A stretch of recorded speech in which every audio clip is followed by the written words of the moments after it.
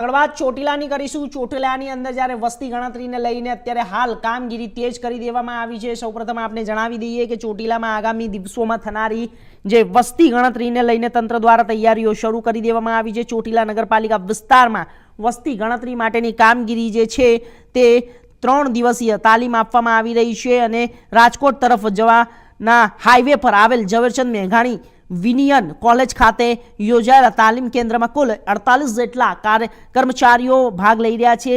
2 field ટ્રેનરો દ્વારા કર્મચારીઓને વસ્તી ગણતરીની કામગીરી અંગે માર્ગદર્શન અને તાલીમ આપવામાં આવી રહી છે।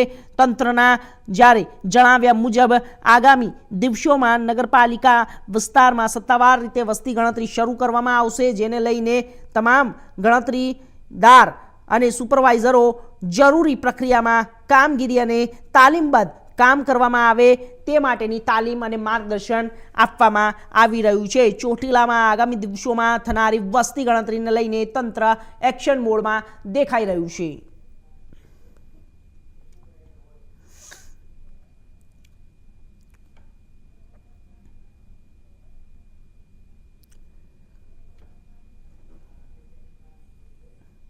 તો આગળ વાત